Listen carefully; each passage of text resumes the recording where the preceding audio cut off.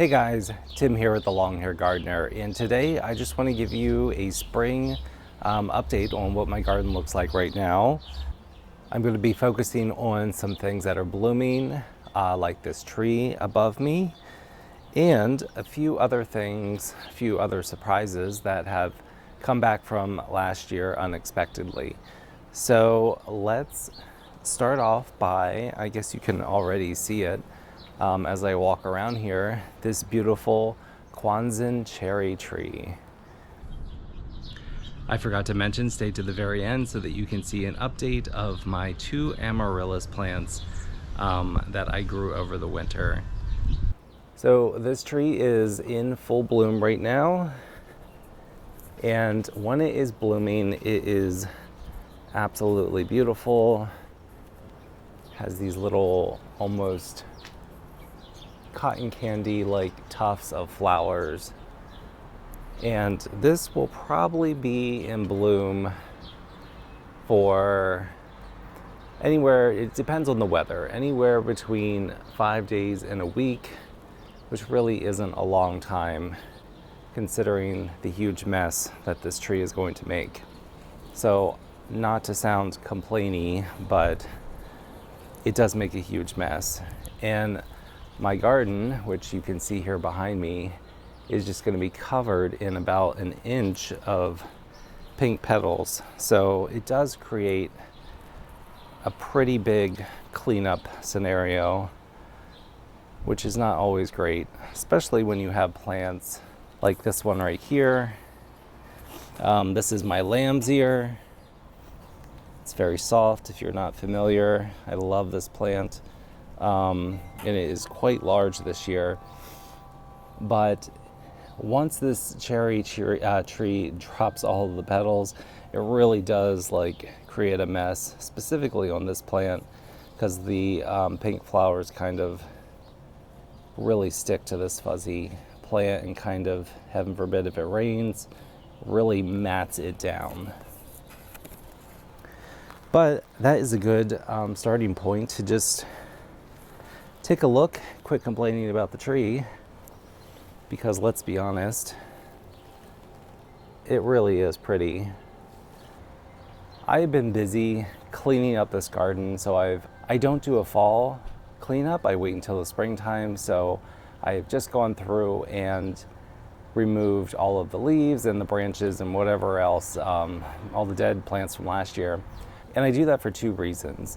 One, all the leaves provides a nice blanket of winter protection, and I get so many plants that come back that maybe shouldn't. So that's number 2, is that I get all of these surprises in the spring. An example of that, and you're probably gonna have to take my word for it because this camera is not great at focusing in up close, but right here above my finger and coming at the base of the ground right here above my finger, there are 2 maidenhair ferns coming back. And honestly, that should not happen. But because I did not pull them out of the ground and I left the leaves laying on top from the tree, it insulated it enough that it came back. So yay for me. In this pot right here, I have a hellebora. It's looking a little not so great right now. I also had another hellebora.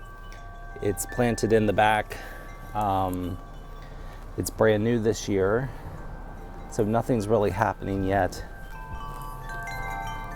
But know that it is there. I don't have the names of these hostas on the top of my head right now, so I'm not going to be able to tell you what they are, but I do want to show you that they are coming back beautifully. So I've got these 4 right here in pots, and let's come in and take a look at this white one, because this is truly like a lemonade yellow. I guess it is, well, I guess it is white, but it's very beautiful when it first opens up. It does kind of green up as the season goes along, but right now it is very true to its name of a white hosta. My heuchera has come back This one I believe is caramel, and this is the 3rd year that it has returned and is looking quite good. I do have another heuchera right here. Not remembering the name right now, but glad to see that that has come back. All right, I'm gonna come down here. So right here, I have a little small patch of, and I think you can see there's a bloom right here. So I love lily of the valley. It reminds me of my grandma. You should know that it is poisonous, especially for pets, small children, and depending on where you live, it can be quite invasive. It does shoot up runners through the ground, so you can see right down here. I obviously didn't plant this in between this brick. I didn't plant these coming up in these stones, so it does shoot these underground runners and spread that way, and it can be quite invasive depending on where you live.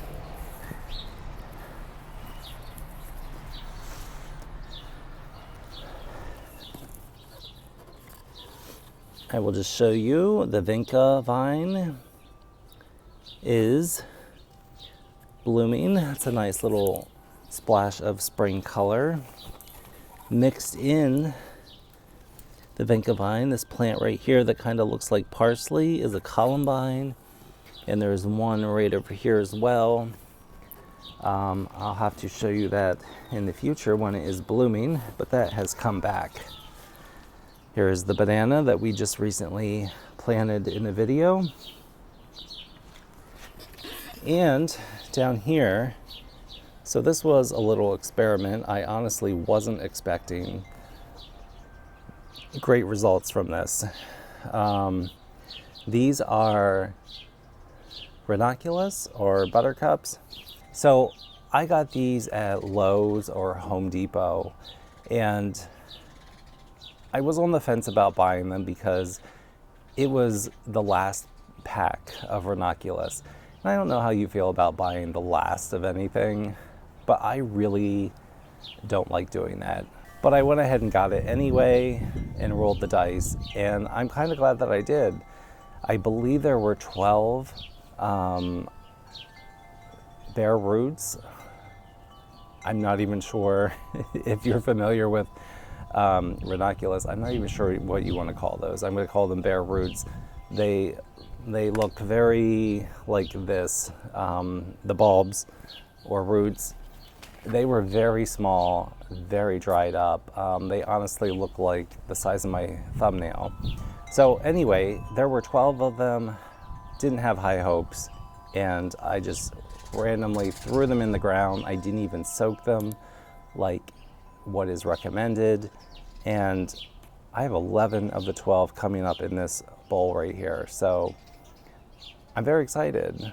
So right around the ranunculus bowl, that's what we're going to call it from now on here, I do have, see if you can see, buried down in here right above my finger, there are a couple of them down here. I have some Dichondra Silver Falls, which have overwintered, which that's fantastic. I don't have to buy as many this year. And up here in these window boxes, there are Dichondra Silver Falls coming in there. So that is fantastic. I love when I don't have to buy plants again because they have overwintered themselves. Anyway, let's talk about the tulips. So I planted these up in a video last fall, and they are doing great. I'm really happy with these. So I'm not sure how bright the sun is right now, but I'm going to try to come in here. So this peach looking one is called Charming Beauty. And then I have a black and white. It was a collection. So it was a mixed bag of black and white, and they were just called Zebra Collection. And I also have this yellow one here, which is called Akibono. So it looks similar to this one over here. The difference is that it has this nice black center. And honestly, I think they're so similar. Honestly, I think the center coloring is one of the major differences. Maybe this one's a little bit more yellow, and this one over here is a little bit more peach. Yeah, this one here is definitely a little bit more yellow. But anyway, I did want to give you an update on these tulips since I did plant them up in a video.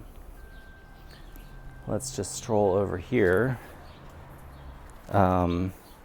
This is similar tulips. The only difference is this one right here, which is called Flaming Flag. And I believe that one just came from, again, like a big box store.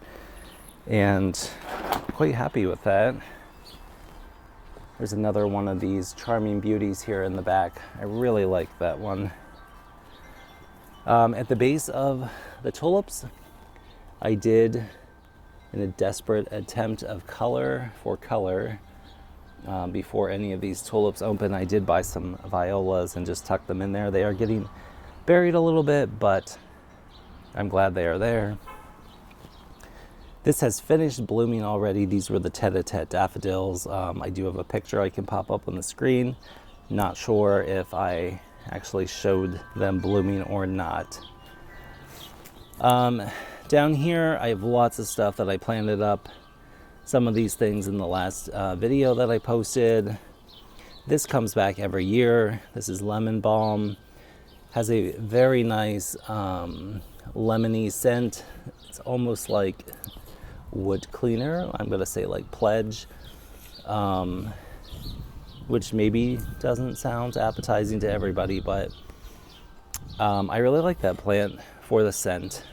Right next to the lemon balm, I have a foxtail fern asparagus, which I've overwintered inside, and then some other pots here, which I just planted up, and I'm not going to go too deep into talking about those because nothing's happening.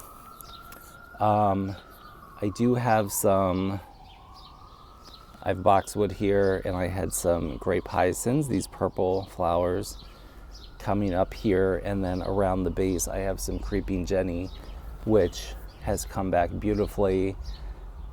And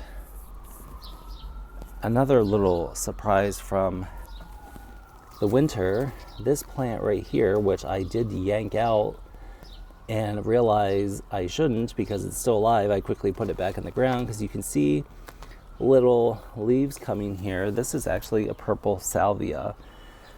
So, surprise, surprise, that plant has also survived the winter. Again, maybe a plant that shouldn't survive, but has, and I'm so glad that it has come back. A few more tulips over here. This guy is just about done. These tulips are so open. Really like this yellow one here with the like red blushing through it. And let's keep on strolling over here. You can see there's a bird over here, a robin running on the wall.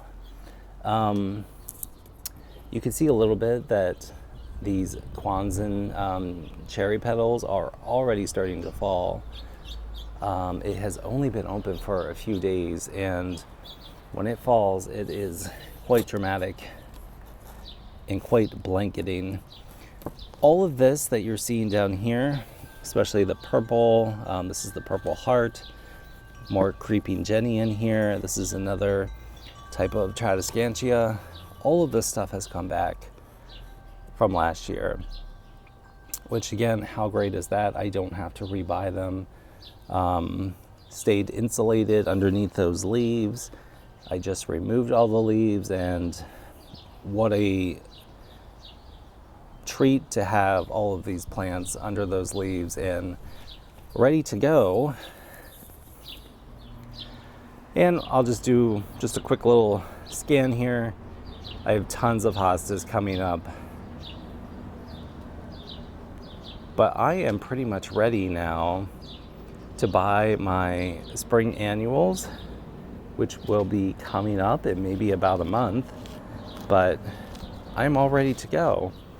The only thing I'm going to have to worry about next is cleaning up all of these pink petals.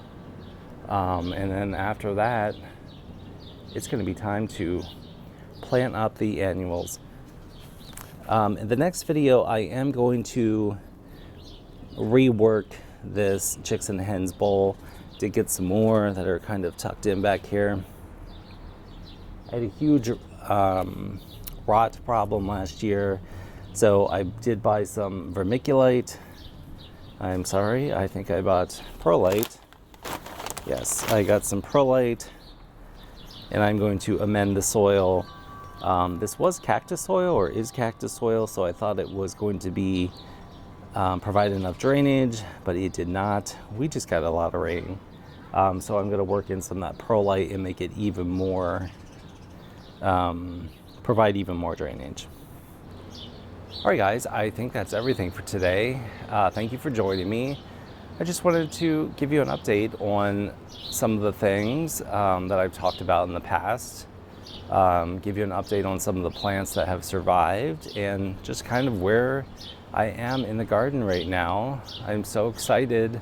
I've been spending so much time out here enjoying the weather and enjoying the plants. So thank you for hanging out with me today, and I will see you on the next garden video. Please make sure to click like and subscribe. Have a great day. I said I would provide an update on my Amaryllis once it started to bloom, and here we are. So this is the second year for this Amaryllis, and it is quite beautiful.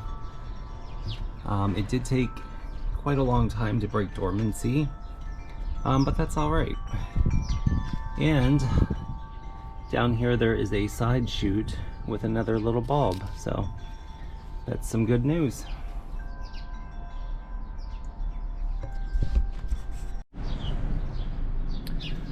All right, another one of my Amaryllis is blooming, and I do want to take the opportunity to just capture how beautiful this is.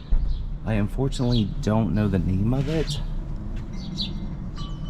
I believe the one I ordered, I believe the Amaryllis that I ordered is not this one, so I think they sent me the wrong one, which is fine because it doesn't look anything like the picture.